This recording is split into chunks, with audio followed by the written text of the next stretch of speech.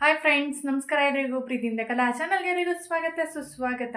ಹಾಗೆಯೇ 90 days diet challenge ಇವತ್ತು fifth day ಏನೆಲ್ಲ ಆಯಿತು, ಏನೆಲ್ಲ ಮಾಡಿದ್ದೆ, ಡಯಟ್ ರೆಸಿಪೀಸ್ನ ಅನ್ನೋದನ್ನು ನೋಡ್ಕೊಂಡು ಬರೋಣ ಬನ್ನಿ.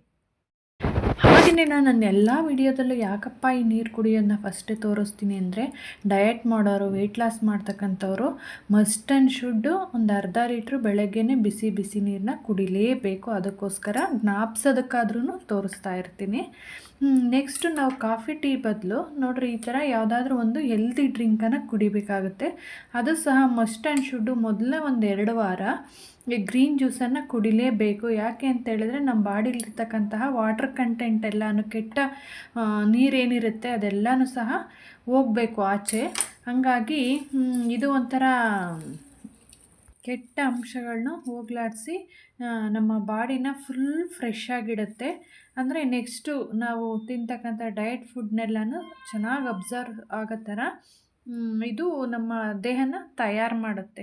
ಹಾಗಾಗಿ ಇದನ್ನು ಗ್ರೀನ್ ಜ್ಯೂಸನ್ನು ಮಸ್ಟ್ ಆ್ಯಂಡ್ ಶುಡ್ 2 ವೀಕ್ಸು ಕುಡೀರಿ. ನೆಕ್ಸ್ಟ್ ಬಂದುಬಿಟ್ಟು ಇಲ್ಲಿ ಬ್ರೇಕ್ಫಾಸ್ಟ್ ಮಾಡ್ಕೊತಾ ಇದ್ದೀನಿ. ಬ್ರೇಕ್ಫಾಸ್ಟಿಗೆ ಏನು ಮಾಡ್ತಾಯಿದ್ದೀನಿ ಅಂತ ಹೇಳಿದ್ರೆ, ಈಗ ಮನೆಯವ್ರಿಗೆಲ್ಲರಿಗೂ ಒಂಥರ ಮಾಡಿ ನಮಗೊಂಥರ ಮಾಡ್ಕೊಳಕ್ಕಾಗಲ್ಲ. ಹಾಗಾಗಿ ನೋಡಿರಿ 2 in 1 ಯಾವ ಥರ ಮಾಡ್ಕೋಬೋದು ಅಂತ ತೋರಿಸ್ತೀನಿ. ಮೊದಲನೇದಾಗಿ ಒಂದು 2 ಸ್ಪೂನ್ ಎಣ್ಣೆ ಹಾಕ್ಬಿಟ್ಟು ಸ್ವಲ್ಪ ಬೆಳ್ಳುಳ್ಳಿ ಕುಟ್ಟಿರೋದು ಬೆಳ್ಳುಳ್ಳಿ ಹಾಕ್ಕೊಂಡು ಜಜ್ಜಿರೋದನ್ನ ಒಂದು 2 ನಿಮಿಷ ಒಗ್ಗರಣೆಗೆ ಹಾಕಿದ ನಂತರ ಹಸಿಮೆಣ್ಸಿನ್ಕಾಯಿ ಈರುಳ್ಳಿನ ಹಾಕ್ಕೊಂಡಿದ್ದೀನಿ. ಹಾಕ್ಕೊಂಡು ಅದಕ್ಕೆ ರುಚಿಗೆ ತಕ್ಕಷ್ಟು ಉಪ್ಪನ್ನು ಸಹ ಹಾಕ್ಕೊಂಡ್ಬಿಟ್ಟು ಚೆನ್ನಾಗಿ ಸಾಫ್ಟ್ ಆಗೋವರೆಗೂ ಈರುಳ್ಳಿನ ಫ್ರೈ ಮಾಡ್ಕೋಬೇಕು ಒಂದು 2 ನಿಮಿಷ. ಈಗ ಫ್ರೈ ಮಾಡ್ಕೊಂಡಾದ ನಂತರ ಅದಕ್ಕೆ ಒಂಚೂರು ಪೆಪ್ಪರ್ ಪೌಡ್ರು ಅಂದರೆ ಕಾಳು ಮೆಣಸಿನ ಪುಡಿ, ಒಂಚೂರು ಗರಂ ಮಸಾಲೆ ಪೌಡ್ರನ್ನು ಹಾಕ್ಕೊಂಡಿದ್ದೀನಿ. ಮತ್ತು ಒಂದು ಚೂರು ಧನಿಯಾ ಪೌಡ್ರನ್ನು ಹಾಕ್ಕೊಂಡಿದ್ದೀನಿ, ಒಂದು ಅರ್ಧ ಟೀ ಸ್ಪೂನಷ್ಟು. ಮತ್ತು ಒಂಚೂರು ತೆಂಗಿನಕಾಯನ್ನು ಹಾಕ್ಕೊಂಡಿದ್ದೀನಿ. ಹಾಕ್ಕೊಬಿಟ್ಟು ಚೆನ್ನಾಗಿ ಫ್ರೈ ಮಾಡ್ಕೋಬೇಕು. ಈ ಮಸಾಲೆ, ಈ ತೆಂಗಿನಕಾಯಿ, ಈರುಳ್ಳಿ ಎಲ್ಲನೂ ಚೆನ್ನಾಗಿ ಮಿಕ್ಸ್ ಹಾಕ್ಕೋಬೇಕು 1 ನಿಮಿಷ. ಆದ ತಕ್ಷಣ ನಾನಿಲ್ಲಿ ಒಂದು 7-8 ಮೊಟ್ಟೆಗಳನ್ನ ತೊಗೊಂಡಿದ್ದೀನಿ. ಇಲ್ಲಿ ನಿಮ್ಗೆ ಎಷ್ಟು ಬೇಕಾ, ನಿಮಗೆ ಕ್ವಾಂಟಿಟಿ ನೋಡ್ಕೊಳ್ಳಿ, ಅಷ್ಟನ್ನು ತಗೊಳ್ಳಿ. ನೀವು ಒಬ್ರಿಗೆ ಬೇಕಾ, ಇಬ್ಬರಿಗೆ ಬೇಕಾ, 3 ಜನಕ್ಕೆ ಬೇಕಾ ನೋಡ್ಕೊಂಡು ತೊಗೊಳ್ಳಿ. ಇಲ್ಲಿ ನಾನು 4 ಜನಕ್ಕೆ ಆಗಿರೋದ್ರಿಂದ ಒಂದು 8 ಮೊಟ್ಟೆ, ನಾಟಿ ಮೊಟ್ಟೆಗಳನ್ನ ಒಡೆದ್ಬಿಟ್ಟು ಹಾಕ್ಕೊಂಡಿದ್ದೀನಿ. ಇದನ್ನು ಐ ಫ್ಲೇಮ್ ಇಟ್ಕೊಂಡು ನೋಡಿರಿ ಈ ಥರ ಕೈ ಆಡಿಸ್ಕೊಂತ ಯಾವಾಗಲೂ ಬಿಡಬಾರ್ದು. ಕೈನ ಬಿಟ್ಬಿಟ್ರೆ ಈ ಥರ ತಳ ಹಿಡಿದ್ಬಿಡುತ್ತೆ. ಹಂಗಾಗಿ ಈ ಮೊಟ್ಟೆ ಎಲ್ಲನೂ ಈ ಹಸಿ ವಾಸನೆ ಹೋಗೋ ತನಕನೂ ಫುಲ್ಲು ಡ್ರೈ ಆಗೋವರೆಗೂ ಚೆನ್ನಾಗಿ ಐ ಫ್ಲೇಮಲ್ಲಿ ನೋಡಿರಿ ಈ ಥರ ಫ್ರೈ ಮಾಡ್ಕೋಬೇಕು. ಇಲ್ಲಾಂದರೆ ಹಸಿ ವಾಸನೆ ಇದ್ದರೆ ಮೊಟ್ಟೆನೇ ತಿನ್ನಬಾರ್ದು ಅನ್ನಿಸ್ಬಿಡುತ್ತೆ, ಅಂಥ ಸ್ಮೆಲ್ ಬಂದುಬಿಡುತ್ತೆ. ಹಂಗಾಗಿ ಈ ಥರ ಚೆನ್ನಾಗಿ ಐ ಫ್ಲೇಮ್ ಇಟ್ಕೊಂಡು ಫ್ರೈ ಮಾಡ್ಕೋಬೇಕು. ಈ ಮೊಟ್ಟೆ ಮಾತ್ರ ಐ ಫ್ಲೇಮ್ ಇಟ್ಕೊಂಡೇ ಫ್ರೈ ಮಾಡಬೇಕು. ಇಲ್ಲಾಂದರೆ ಲೋ ಫ್ಲೇಮ್ ಇಟ್ಕೊಂಡ್ರೆ ಒಂಥರ ಗಿಜಿ ಅಂತಿರುತ್ತೆ. ಹಾಗಾಗಿ ಅದು ವಾಟರ್ ಕಂಟೆಂಟ್ ಬೇಗ ಅಬ್ಸರ್ವ್ ಆಗಲ್ಲ. ಈ ಥರ ಬೇಗ ಜಾಸ್ತಿ ಇಟ್ಕೊಂಡ್ಬಿಟ್ಟು ಫ್ರೈ ಮಾಡ್ಕೊಂಬಿಟ್ಟು ನಂತರ ನೋಡಿರಿ ಒಂದು ತಟ್ಟೆಗೆ ನನಗೆ ಎಷ್ಟು ಬೇಕೋ ಅಷ್ಟು ಒಂದು 2 ದೋಸೆಗೆ ಆಗೋಷ್ಟು ಎಗ್ ಬುರ್ಜಿನ ತಗೊಂಡಿದ್ದೀನಿ. ನನಗೆ ಎಷ್ಟು ಬೇಕೋ ಅಷ್ಟು. ಇನ್ನು ಮಿಕ್ಕಿದವ್ರಿಗೆ, ಮನೇಲಿರೋರಿಗೆ ರೈಸನ್ನು ಹಾಕಿ ಎಗ್ ರೈಸನ್ನು ಮಾಡಿದ್ದೀನಿ. ನಾವು ಅದಕ್ಕೆ ನೋಡಿರಿ ಜೋಳದ ದೋಸೆ, ರಾಗಿ ದೋಸೆ ಅಥವಾ ರಾಗಿ ರೊಟ್ಟಿ, ಜೋಳದ ರೊಟ್ಟಿ, ಬೇರೆ ಏನಾದರೂ ಸಿರಿಧಾನ್ಯ ದೋಸೆಗಳು, ರೊಟ್ಟಿಗಳು ಏನು ಬೇಕಾದ್ರೂ ನಾವು ಅದಕ್ಕೆ ಮಾಡ್ಕೊಂಬಿಡ್ಬೋದು.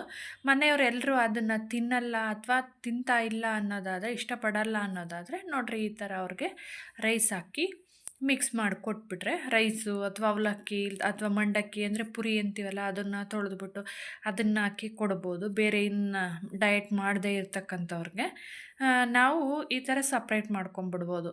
ಯಾಕೆಂದರೆ ಅವ್ರಿಗೆ ಸಪ್ರೇಟ್, ನಮಗೆ ಸಪ್ರೇಟ್ ಮಾಡ್ಕೋಬೇಕಂತ ಹೇಳಿದ್ರೆ ನಮಗೆ ತಿನ್ನೋ ಮೂಡೂ ಹೊರ್ಟೋಗ್ಬಿಡುತ್ತೆ, ಡಯಟ್ ಮಾಡೋ ಮೂಡೂ ಹೊರ್ಟೋಗ್ಬಿಡುತ್ತೆ, ಕೆಲಸ ಜಾಸ್ತಿ ಆಗಿಬಿಡುತ್ತೆ. ಅಯ್ಯೋ ಇದೊಂದು ಯಾರಪ್ಪ ಮಾಡ್ತಾರೆ, ತಲೆನೋವು ಅನ್ನಿಸ್ಬಿಡುತ್ತೆ. ಈ ಥರ 2 in 1 ಮಾಡ್ಕೊಂಬಿಟ್ರೆ ಅವ್ರಿಗೂ ಆಗುತ್ತೆ, ನಮಗೂ ಸಫಿಷಿಯೆಂಟಾಗಿ ಆಗೋಗುತ್ತೆ. ನೋಡಿ, ನಾನು 2 ಜೋಳದ ದೋಸೆ ಮಾಡ್ಕೊಂಡಿದ್ದೆ. ಜೋಳದ ದೋಸೆ ಜೊತೆ ಎಗ್ ಬುರ್ಜು ತುಂಬಾ ಕಾಂಬಿನೇಷನ್ ಆಗಿತ್ತು. ಡಯಟ್ಗೆ 7 ಮಾಡಿಸಿದ ರೆಸಿಪಿ ಆಗಿತ್ತು. ಯಾಕೆ ಅಂದರೆ ಪ್ರೋಟೀನು, ಕಾರ್ಬೋಹೈಡ್ರೇಟು, ಫೈಬರು ಎಲ್ಲನೂ ಒಂದೇ ಮೀಲಲ್ಲಿ ಸಿಕ್ದಂಗಾಯಿತು.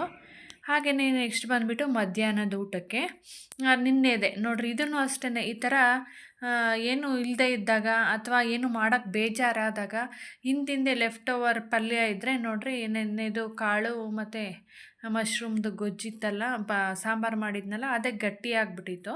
ಹಾಗಾಗಿ ಅದಕ್ಕೆ 2 ಜೋಳದ ರೊಟ್ಟಿ ಮಾಡಿಕೊಂಡು ಸೌತೆಕಾಯಿ ತಿಂದ್ಕೊಂಡೆ. ಅದು ಲಂಚಿಗೆ ಆಗೋಯ್ತು.